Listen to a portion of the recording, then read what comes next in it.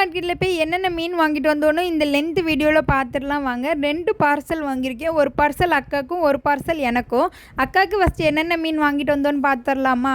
First என்ன பார்சல்னு பார்த்தீங்கன்னா வெளியே வரமாட்டேங்குது. சால மீன் தான் வாங்கியிருக்கோம். சால மீன் இவ்வளோவுமே 50 ரூபா. நல்ல ஃப்ரெஷ்ஷாகவும் இருக்குது, கொஞ்சம் நிறையவுமே இருக்குது.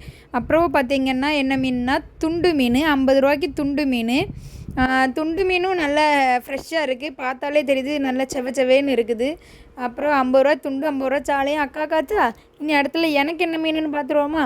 எனக்கும் சேம் அதே துண்டு மீன் தான், ஆனால் அது 100 ரூபாய்க்கு வாங்கியிருக்கேன். எனக்கு வந்து துண்டு மீனில் இந்த கருப்பு கலரில் இருக்குல்ல அதெல்லாம் பிடிக்காது, அதனால் சொன்னேன் மேக்ஸிமம் கருப்பெல்லாம் போடாதீங்கன்னு.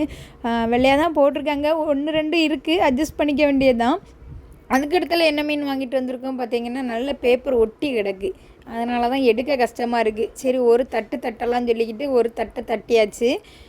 என்ன மீன்னா இது அயிலை மீன். இவ்வளோமே 100 ரூபா. இதில் ஒரு 8 அயிலை இருக்குது. ஒரு அயிலை வந்து இந்த சைஸில் இருக்குது, நல்லா ஃப்ரெஷ்ஷாகவே இருக்குது. அப்புறம் துண்டு மீன்லாம் 50 ரூபாய்க்கு கிடைக்கிற நல்லா ஃப்ரெஷ்ஷாக இருக்குதுன்னு நினைக்காதீங்க, எல்லா மீனுமே ஃப்ரெஷ்ஷாக இருக்குது. எங்கள் ஊர் மார்க்கெட்டில் ரேட்டு கம்மியாகவும் இருக்கும், ஃப்ரெஷ்ஷாகவும் கிடைக்கும். அதுக்கப்புறம் வந்து இவ்வளோ மீனையும் வீடியோ எடுத்துகிட்டு இருக்கும்போது ஒருத்தன் வேறு பார்த்துட்டே இருக்கான் மீன் கிடைக்குமான்னு. கழுவிட்டு அவனுக்கு போட வேண்டியதான். வீடியோ பிடிச்சா லைக் பண்ணுங்கள்.